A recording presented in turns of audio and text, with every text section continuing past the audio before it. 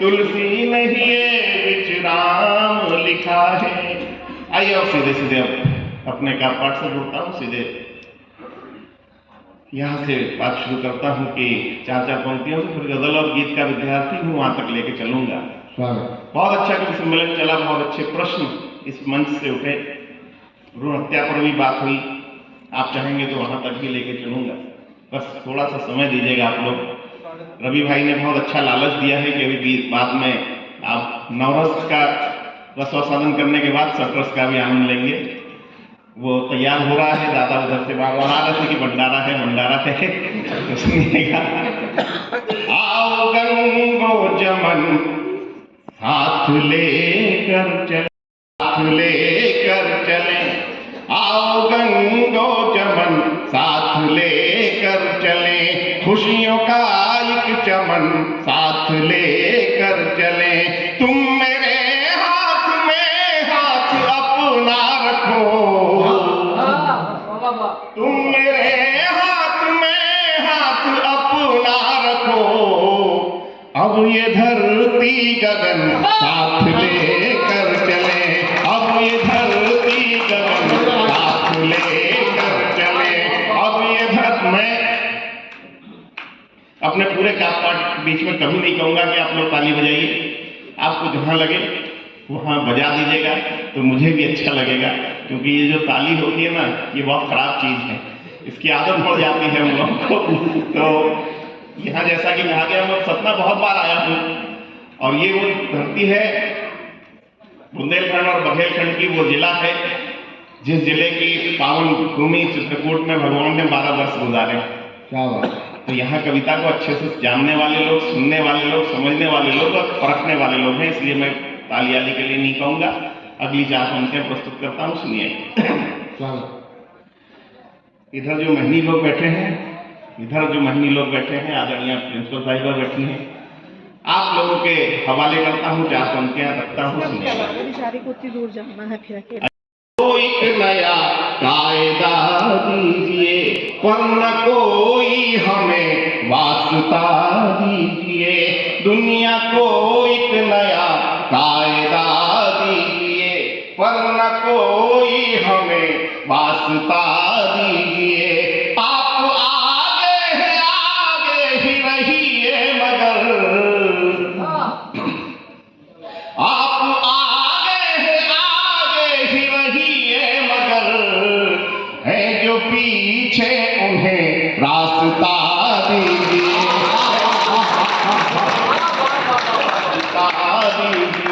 है जो पीछे उन्हें रास्ता दीजिए। फिर से उड़ने लगी तितलियां देखिए, फिर से उड़ने लगी तितलियां देखिए, फिर से उड़ने लगी तितलियां देखिए, खुल गई यादों की खिड़कियां देखिए।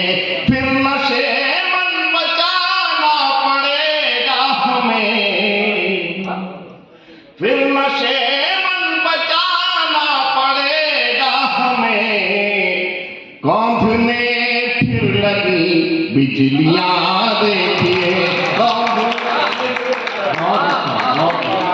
देखिए, कौंधने फिर लगी बिजलियां देखिए।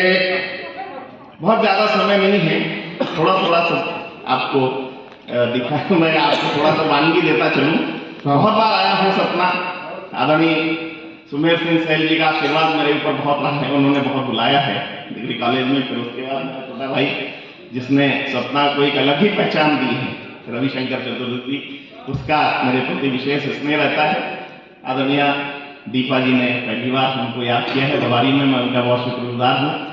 और आइए यहाँ से पढ़ता हूँ स्वागत के। बोलिए जब भी दिल खोल कर बोलिए, बोलिए जब भी दिल खोल कर बोलिए, वाणी में भी मधु खोल कर बोलिए, शत्रु भी आपका मित्र हो जाएगा,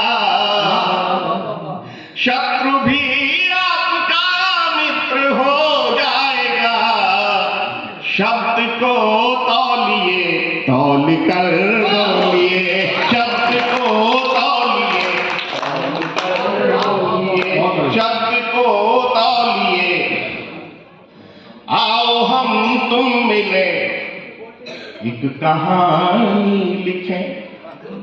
मैं विशेष प्रणाम करना चाहता हूँ। जब हम लोग यहाँ आए थे कोई नहीं था, आदरणीय भाई साहब बैठे हैं, क्या बढ़िया धारा प्रवाह बोल रहे थे। आपको तो था बात में शुरू कर दो भाई। सही बता रहा हूँ, आजकल बिना पैसे का धंधा है और करोड़ों में खेलने लगेंगे आप। और इतना बढ़िया आप बोल रहे थे, इतना अच्छा व्याख्या रामायण की मैं बैठे बैठे सुन रहा था। मैं आप लोगों एक बार जोरदार तालियां इनके लिए। और बता रहे थे शायद सैनिक रहे हैं आप, सेना में नौकरी करने के बाद आए हैं भारत के विभिन्न। हाँ, एक बार बहुत जोरदार तालियां हो जाएंगे। तो ये बिल्कुल आप जो है इसको मैं हंसी में नहीं कह रहा हूँ, बिल्कुल हकीकत कह रहा हूँ। आप बहुत अच्छा बोलते हैं, बहुत अच्छी मेमोरी है और बड़ी अच्छी व्याख्या करते हैं आप। इसलिए कह रहा हूँ कि आप कथावाचन शुरू में ले एक कहानी लिखें। वाह, बहते पानी के जैसी रवानी लिखें, आओ हम तुम मिले एक कहानी लिखें। बहते पानी के जैसी रवानी लिखें, बांध ले 7 जन्मों का बंधन प्रिय, बांध ले 7 जन्मों का बंधन प्रिय, प्यार की खूबसूरत निशानी लिखें, प्यार की खूबसूरत निशानी लिखें। आइए,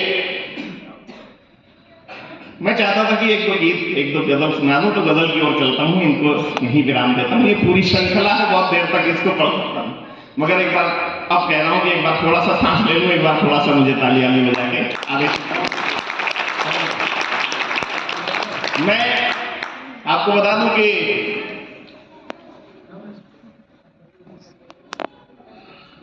अदम गोंडवी का शिष्य रहा हूं। अदम जी को किस किस ने सुना है बताइए, किस किस ने पढ़ा है, किस किस ने सुना है, हाथ उठाएं। अदम गोंडवी, काजू खने प्लेट में विस्की गिलास में, उतरा है रामराज विधायक निवास में, या फिर वो कि जो डलहौजी न कर सका वो ये हुक्काम कर देंगे, कमीशन तो दो हिंदुस्तान को नीलाम कर देंगे।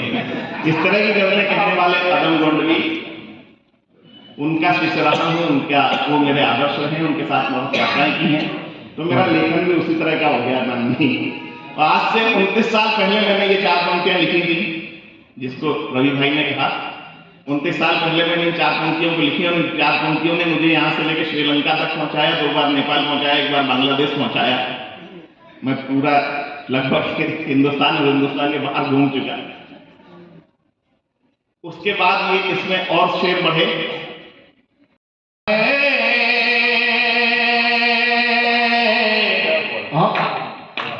सरदार तुम्हारा है,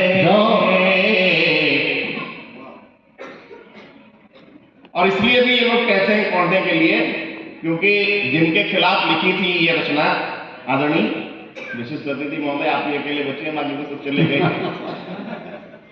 जिनके खिलाफ लिखी थी उन्हीं के सबसे ज्यादा काम आ रही। इससे ये लगता है कि हालात वही रहते हैं, परिस्थितियां वही रहती हैं, केवल चेहरे बदल जाते हैं। अभी हमारे कांग्रेस के बहुत बड़े नेता हैं, राजमंत्री रहे केंद्र में, वो मिल गए, बोले चांद भाई तुम्हारी पंक्तियां हमारे बहुत काम आ रही हैं। मैंने कहा भाई साहब ये मेरा सौभाग्य है, लिखा तो मैंने आपके खिलाफ।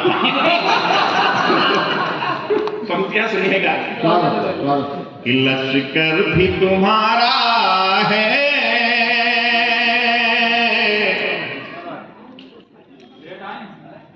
दादा बैठ जाओ, हमने घोषणा कर दी है भंडारी की। हाँ बैठ जाओ आप, बार बार डर लगने लगा इनका चेहरा देख के। लश्कर भी तुम्हारा है, सरदार तुम्हारा है, लश्कर भी तुम्हारा है, सरदार तुम्हारा है, तुम झूठ को सच लिख दो, अखबार तुम्हारा, तुम झूठ को लिख दो। मेरे बड़े भाई शरद जी बैठे हैं, ये पत्रकार है, मैं भी पत्रकार रहा हूँ। मैंने भी अमर उजाला में 6 साल नौकरी की है। पढ़ता हूँ, सुनिएगा। इस दौर के फरियादी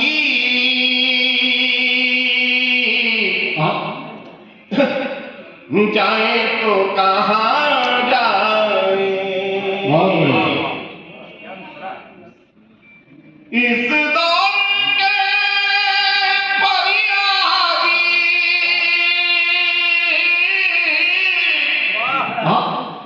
जाए तो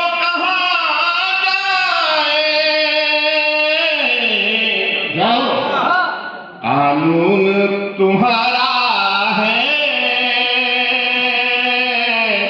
दरबार तुम्हारा है।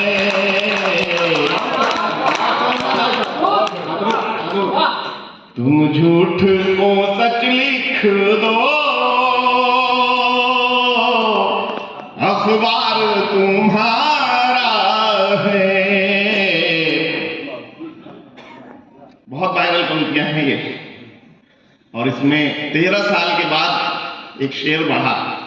शेर पढ़ता हूं, पूरे 13 नहीं बल्कि 2013 में 13 साल ये और 5 साल वो, यानी 18 साल के बाद इसमें एक शेर बढ़ा। और वो शेर क्यों बढ़ा, उसका कारण ये था कि हमारे यहाँ एक IAS है उत्तर प्रदेश में, आजकल बांदा में जिला अधिकारी है, दुर्गा शक्ति नागपाल। उसने 2013 में गाजियाबाद में एक अवैध मस्जिद बन रही थी, उसको तोड़वाया। उसके बाद कुछ बालू के अवैध बालू खनन हो रहे थे, उसको रुकवाया। तो अखिलेश सरकार ने उसका 1 महीने के अंदर 5 जगह ट्रांसफर किया। क्या बात। वो शेर अचानक निकला, जो महली लोग आदरणीय सुनिएगा चतुर्वेदी, कि सूरज की तपन तुमसे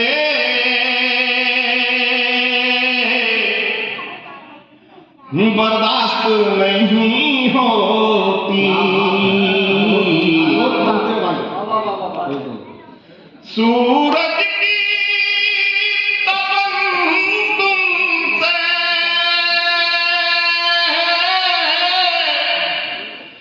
बर्दाश्त नहीं होती, एक मोम के पुतले सा किरदार तुम्हारा, पुतले सा किरदार तुम्हारा है। फिर उसके बाद बहुत सारे शेर हुए, मगर एक शेर पढ़ के विदा लेता हूँ आपसे, उसके बाद कुछ और पढ़ता हूँ। एक शेर पढ़ता हूँ इसलिए क्योंकि यहाँ बहुत सारे बुजुर्ग लोग बैठे हैं, भगवान राम का दरबार है,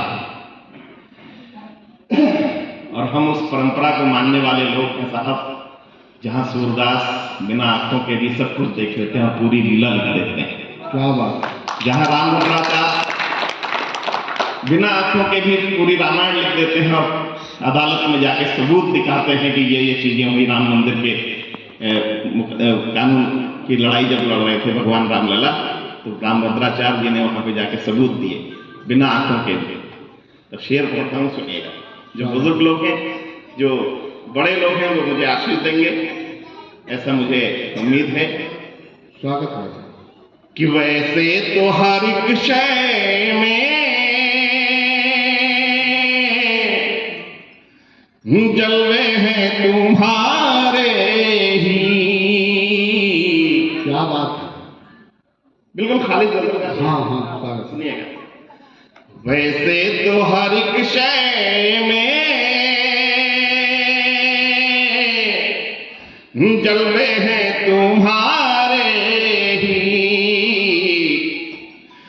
वैसे तो हर एक शय में जलवे हैं तुम्हारे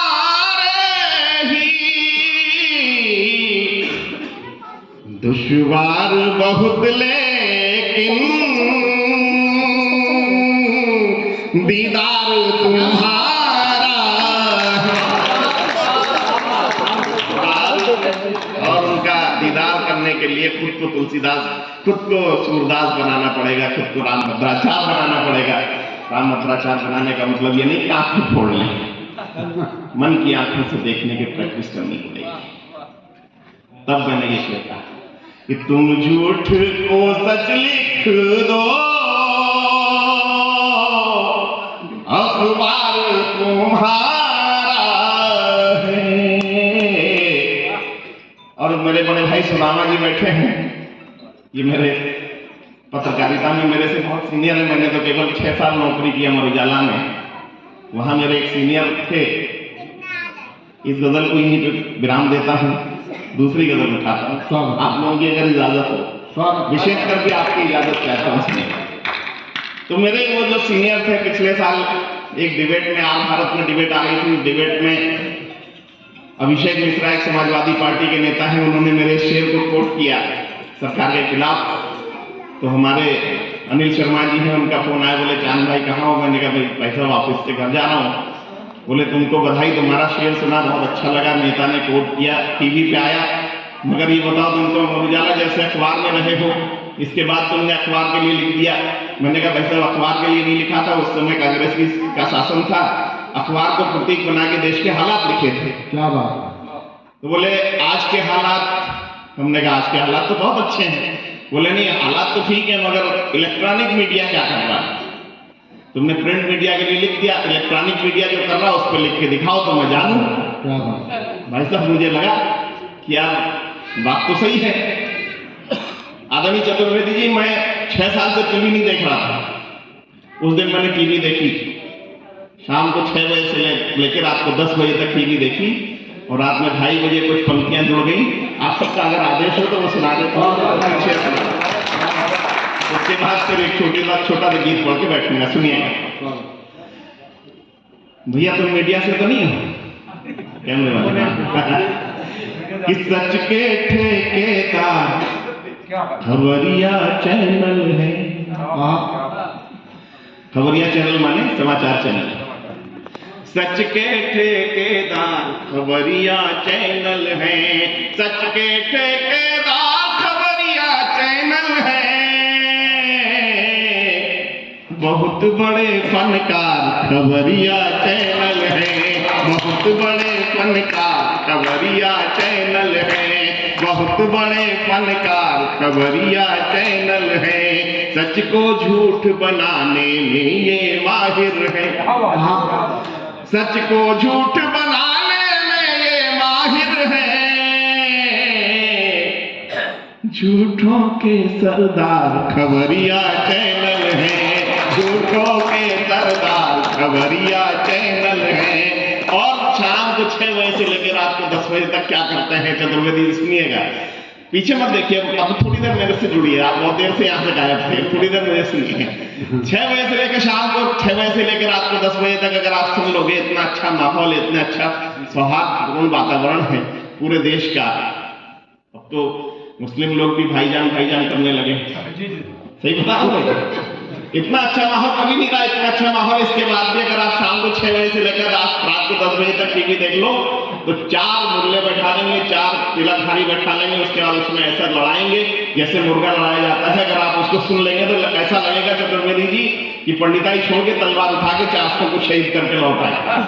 करते क्या कि द्वेष घृणा का जहर घोलते रहते हैं, द्वेष घृणा का जहर घोलते रहते हैं, द्वेष घृणा का जहर घोलते रहते हैं, द्वेष घृणा का जहर घोलते रहते हैं। नफरत का बाजार खबरिया चैनल है, नफरत का चैनल है, नफरत का बाजार खबरिया चैनल है। और हमारे माननीय प्रधानमंत्री जी लाल किले से खड़े होकर कहते हैं मेरे देश के 140 करोड़ भाइयों बहनों। वो कभी ये नहीं कहते मेरे देश के 100 करोड़ हिंदू भाइयों, मेरे देश के 25 करोड़ मुस्लिम भाइयों, मेरे देश के 5 करोड़ ईसाई भाइयों, मेरे देश के 10 करोड़ सिख भाइयों, ऐसा तो नहीं कहा, कभी नहीं कहा। वो हमेशा ही कहते हैं मेरे देश के 140 करोड़ भाइयों बहनों, मैं सबका साथ, सबका विकास, सबका विश्वास, वो नारा देते हैं। मगर ये चैनल वाले क्या करते हैं, उनका काम क्या है कि हिंदू मुस्लिम मंदिर मस्जिद करवा कर, हिंदू मुस्लिम मंदिर मस्जिद करवा कर, हिंदू मुस्लिम मंदिर मस्जिद करवा कर, करते कारोबार खबरिया चैनल है, करते कारोबार खबरिया चैनल है, सच के ठेकेदार खबरिया चैनल है। काम क्या था, काम क्या करने लगे कि लोकतंत्र जन सेवा के आधार रहे। हाँ, लोकतंत्र जन सेवा के, चौथा खंबा खा जा, लोकतंत्र जन सेवा के आधार रहे, लोकतंत्र जन सेवा के आधार रहे, अब केवल व्यापार खबरिया चैनल है, अब केवल व्यापार खबरिया चैनल है। और बहुत सारे शेर छोड़ रहा हूं, अंतिम शेर पढ़ता हूं क्योंकि समय की अपनी गति है, समय की अपनी सीमा है, और सीमा सचिन के पास है। सीमाओं का उल्लंघन कभी नहीं करना चाहिए। नहीं बता रहा हूं, समझ गया तो एक बार टिप्पणी पर ताली बनती थी। सुनिए क्या पढ़ता हूं कि चक चक 24 घंटे मुद्दे गायब है। हाँ, चक चक भी किस तरह की, सीमा आ गई है, अंजू चली गई है, सीमा के साथ 4 हैं, अंजू 2 छोड़ गई, मगर अंजू भी लौट आई। ऐसा क्या हुआ कि लौट आई, इसके अलावा कोई मुद्दा ही नहीं, उनको बाकी कुछ दिख ही नहीं रहा। चक चक 24 घंटे मुद्दे गायब हैं, चक चक 24 घंटे मुद्दे गायब हैं, थके हुए सब यार खबरिया चैनल है, खबरिया चैनल है। और आप लोगों की अभी भी इच्छा हो तो कुछ और सुना दो, तो ताली हो जाएगी।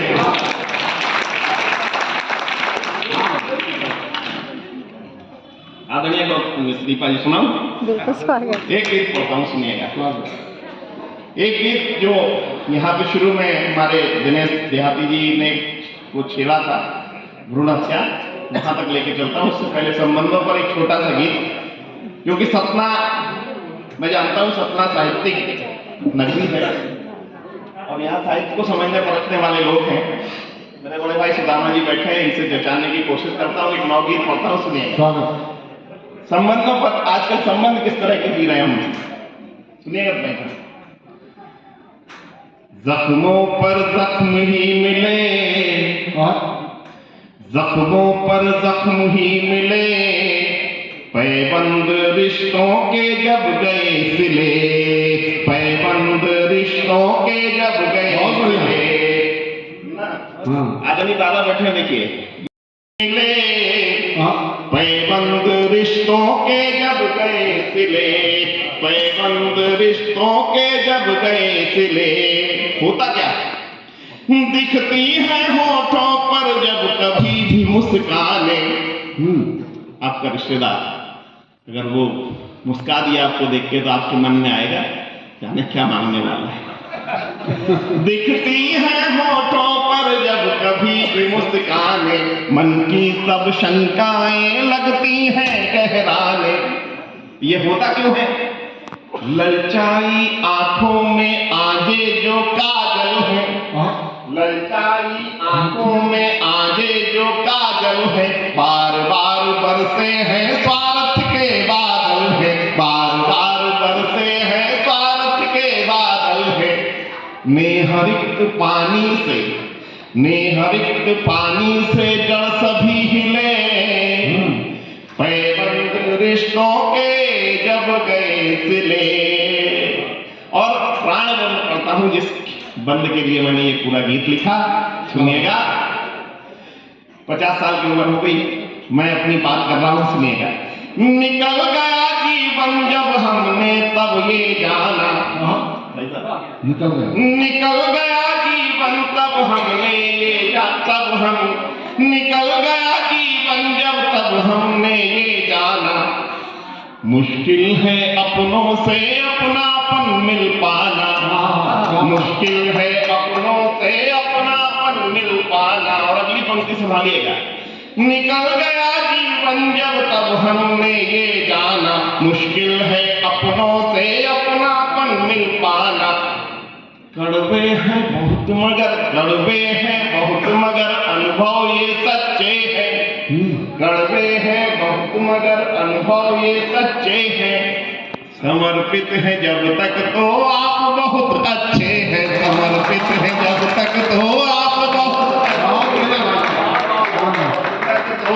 बहुत अच्छे हैं। खींचा जो हाथों को, खींचा जो हाथों को सब करेंगे, पैबंद रिश्तों के जब गए सिले। एक बार तालियां बजा दीजिए। मेरे दिल में माँ का सीना धड़कता है, मैं इंसान नहीं जो भ्रूण की हत्या कर दूं। वहीं से एक गीत उठाता हूँ। एक भ्रूण है, कन्या का भ्रूण पेट में पल रहा है, बाप को पता लग गया है, पूरे घर को पता लग गया है, उससे फरमान जारी कर दिया गया है कि इस बच्ची को कत्ल कर देना है, पेट से उसका भ्रूण हत्या कर देना है। और ये वो देश है जिस देश में अभिमन्यु चक्रव्यूह भेदन पूरे गर्भ में ही सीख लेता है। कहने का तात्पर्य कि बच्चे का अंतर लड़की है या लड़का है ये तब पता लगता है जब भ्रूण 4 महीने का हो जाता है। 4 महीने में भ्रूण में इतनी शक्ति आ जाती है, मानसिक शक्ति आ जाती है कि वो बाहर के हलचल को महसूस कर सकता है। सुनिएगा, तो बच्ची अंदर से माँ से प्रार्थना कर रही है, बाप से प्रार्थना कर रही है, परिणाम क्या होता है सुनिएगा। आपका विशेष ध्यान चाहता हूँ आप लोगों का, आपकी हमारी जो माता है कि मैया दिखला दे संसार, बाबुल दे दे मुझे दुलार, मैया दिखला दे संसार, बाबुल दे दे मुझे दुलार, भाई का मिल जाने दो प्यार, दे दो जीवन का आधार, पाप के मत हो भागीदार, पैदा हो जाने दो मुझको नहीं कोख में मार, तुम्हारी बेटी हूँ कोख में लेती हूँ, तुम्हारी बेटी हूँ कोख में लेती हूँ। बस इसी शांति के साथ सुनिएगा, जहाँ अच्छा लगे मेरा साथ दीजिएगा। बहुत मार्मिक कविता है, मैं खुद जब पढ़ता हूँ तो मेरी भी गला गूंज जाता है। बस आप लोग सुन लेंगे तो मैं ऐसा लगेगा कि मेरा आना सार्थक है। कि मैया दिखला दे संसार, बाबुल दे दे मुझे दुलार, भाई का मिल जाने दे प्यार, दे दे जीवन का आधार, पाप के मत हो भागीदार, पैदा हो जाने दो मुझको नहीं कोख में मार, तुम्हारी बेटी हूँ कोख में लेती हूँ। और उसकी इच्छाएं क्या क्या है, उसकी अभिलाषाएं क्या क्या है, बहुत माननीय सुनिएगा।